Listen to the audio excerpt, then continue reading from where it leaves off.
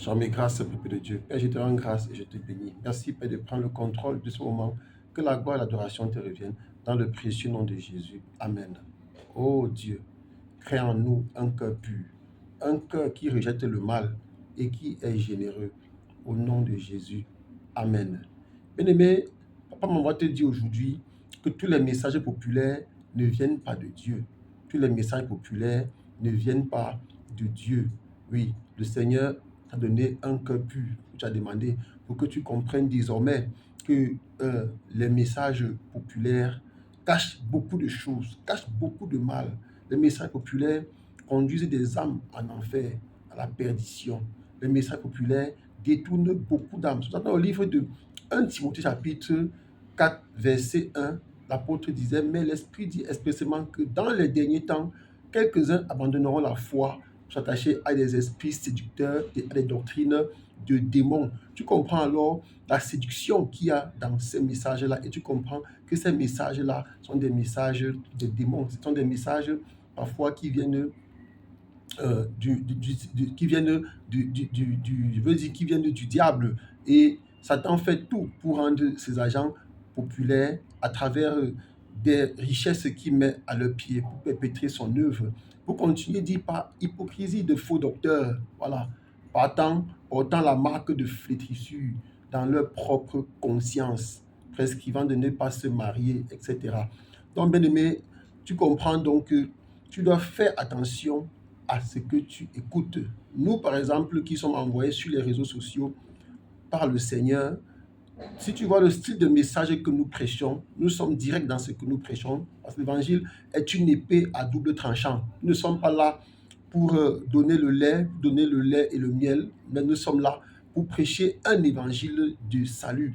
Lorsque tu écoutes les messages populaires, qu'est-ce qui est caché dedans? Il y a l'esprit de l'orgueil. Oui, parce qu'on a vu que pour s'attacher à des esprits séducteurs, à des doctrines de démons, il y a le démon de l'orgueil qui va t'habiter. Oui, Dieu résiste aux orgueilleux. Il y a la renommée qui va devenir un but pour toi. Donc tu as ce démon qui va faire que tu cherches absolument la renommée. Il y a beaucoup de personnes dans ce monde, même les hommes de Dieu, que Dieu a bénis. Mais malheureusement pour eux, ils se sont tournés plutôt vers la renommée. Je veux devenir comme un tel qui est le plus grand entrepreneur en bâtiment. Je veux devenir comme tel qui est le plus grand commerçant de tel produit. Alors que Dieu t'a donné une ligne de conduite. Malheureusement, tu t'es laissé séduire. Et oui, et les doctrines, les messages populaires élèvent des gens par de faux espoirs. Les gens ont espoir en des choses qui ne verront jamais, des choses qui n'arriveront jamais. Alors que d'autre côté, le Seigneur a dit, je connais les projets que j'ai pour toi. Depuis quand Satan peut avoir un projet pour un enfant de Dieu? Ouvrez les yeux et quittez derrière les doctrines, les messages populaires. Oui. L'autre chose que ça crée, c'est quoi? La crainte des hommes. C'est-à-dire, les gens n'ont plus la crainte de Dieu, mais ils ont plutôt la crainte des hommes. Les gens comptent sur les hommes.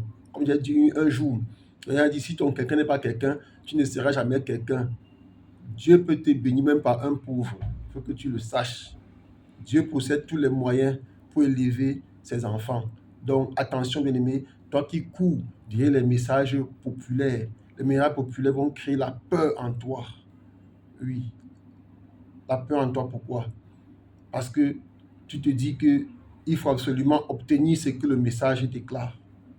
Alors qu'en réalité, ce message est là pour te conduire à ta perte. Et c'est pour ça que beaucoup de personnes vont signer avec le malin. Il faut suivre le message de Dieu. Le message des vrais hommes de Dieu. L'évangile est une épée à double tranchant. Le jour c'est sucré, il faut le prendre. Le jour c'est amer, il faut accepter. Oui, le message de Dieu, ça blesse. Ça blesse. Pourquoi ça blesse?